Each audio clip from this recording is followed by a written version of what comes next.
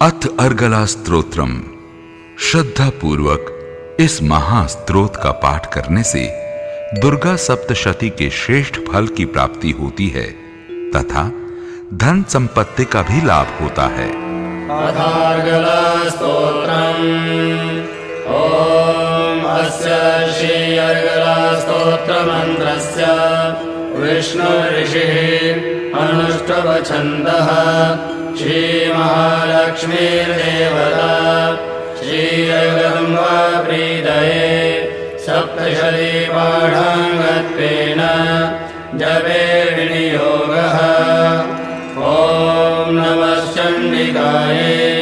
मार्कण्डे उवाच ॐ जयन्ती मङ्गलाकाली भद्रकाली कपालिनी दुर्गा क्षमा शिवा धात्री स्वाहा स्वधा नमोऽस्तुते। जय त्वं देवी चामुण्डे जय भूतादिहारिणे जय सर्वगते देवी कालरात्रे नमोऽस्तुते। मधुकैटभविद्रावि विधात्री वरदे नमः।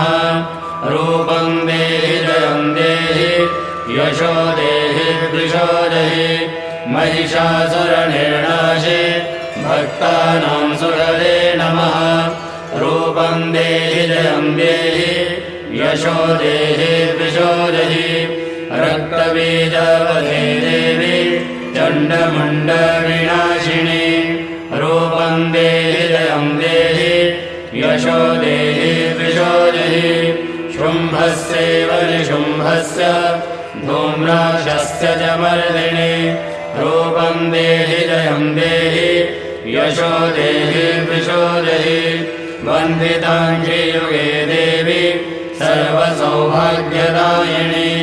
रूपं देहि जयं देहि यशो देहि वृषो देहि अचिन्त्यरूपचरिते सर्वशत्रुविनाशिनी। रूपं देहि जयं देहि यशो देहि वृषो देहि नदीभ्यः सर्वदा भक्त्या चण्डिके दुरितापहे। रूपं देहि जयं देहि यशो देहि वृषो देहि सुमध्यो भक्तिपूर्वं त्वां चण्डिके व्याधिनाशिनी। रूपं देहि जयं देहि यशो देहि वृषो देहि चण्डिके सततं ये त्वाम् अर्चयन्तेह भक्तितः। रूपं देहि जयं देहि यशो देहि वृषो देहि देहि सौभाग्यमारोग्यं देहि मे परमं सुखं। रूपं देहि जयं देहि यशो देहि वृषो देहि विदेहि विषतां नाशं विदेहि फलमुच्चकैः। रूपं देहि जयं देहि यशो देहि वृषो देहि विदेहि देवि कल्याणं विदेहि परमाश्रयम्। रूपं देहि जयं देहि यशो देहि वृषो देहि सुरासुरशिरोरत्न निर्दिष्टचरण्यम्बिके।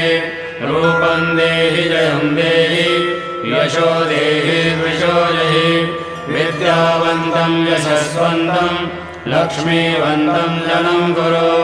रूपं देहि जयं देहि यशो देहि वृषो देहि प्रचण्डदैत्यदर्पगुणे चण्डिके प्रणताय मे। रूपं देहि जयं देहि यशो देहि वृषो देहि चतुर्भुजे चतुर्भक्त्र संस्तुते परमेश्वरि। रूपं देहि जयं देहि यशो देहि वृषो देहि कृष्णेन संस्तुते देवी शश्वद्भक्त्या सदान्तिके। रूपं देहि जयं देहि यशो देहि वृषो देहि हिमाचलसुतानाथ संस्तुते परमेश्वरि। रूपं देहि जयं देहि यशो देहि वृषो देहि इन्द्राणी भज सद्भाव पूजिते परमेश्वरि। रूपं देहि जयं देहि यशो देहि वृषो देहि देवी प्रचण्डदोर्दण्ड दैत्यदर्पविनाशिनी।